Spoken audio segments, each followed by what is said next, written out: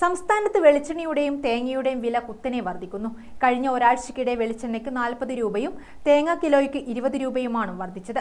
കഴിഞ്ഞ 30 വർഷത്തിനിടെ തേങ്ങയ്ക്ക് ഇത്ര വില വർധനവ് ഉണ്ടാകുന്നത് ആദ്യമാണെന്ന് വ്യാപാരികൾ പറയുന്നു. കിലോയ്ക്ക് 45 രൂപയായിരുന്ന തേങ്ങയ്ക്കിന്ന് മൊത്ത വ്യാപാരശാലകളിൽ 60 രൂപയ്ക്ക് മുകളിലാണ് വില.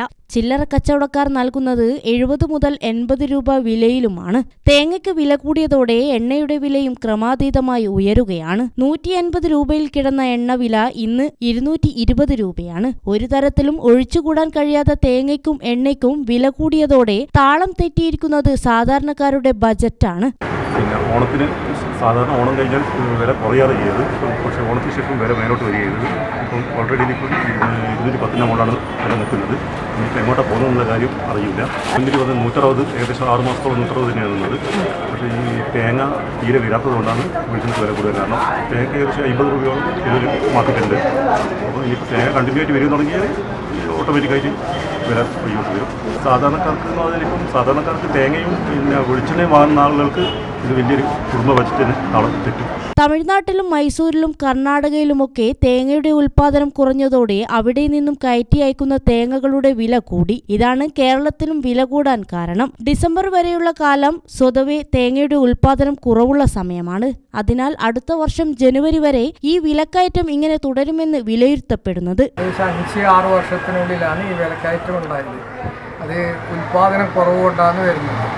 പിന്നെ കാലാവസ്ഥാ വ്യതിയാനത്തിലും ഉൽപാദനം വളരെ കുറഞ്ഞു പോയി.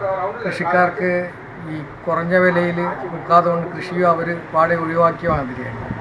അതേപോലെ തന്നെ പന്നി ശല്യം, കുരങ്ങ് ശല്യം, കൃഷിക്കാർ ഈ കൃഷിയിൽ നിന്ന് വിട്ടുമാറി പോവുകയും അതെല്ലാം കൊണ്ടാണ് ഈ വിലക്കയറ്റം ഇപ്പോൾ ഉണ്ടായിട്ടുള്ളത്.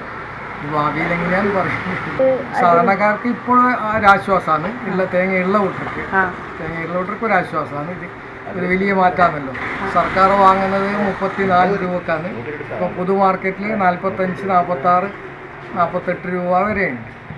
തേങ്ങ ഈ ഒരു കുറച്ച് കാലത്തേക്ക് കുറയില്ല എന്ന് വിചാരിക്കുന്നത്. പിന്നെ ഉൽപാദനം കൂടുമ്പം പിന്നെയും തിരിച്ചു വരും. ലോകത്തിലാകമാനം ഇന്തോനേഷ്യ, മലേഷ്യ, സിംഗപ്പൂർ എല്ലായിടെയും ഉൽപാദനം കുറവ് തന്നെയാണ്.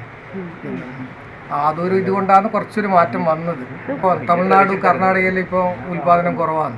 ഈ കാലാവസ്ഥ വ്യതിയാനം തന്നെയാണ് മെയിൻ കാരണം. വില കൂടാനും അത് തന്നെയാണ് മെയിൻ കാരണം. News desk Gramika news.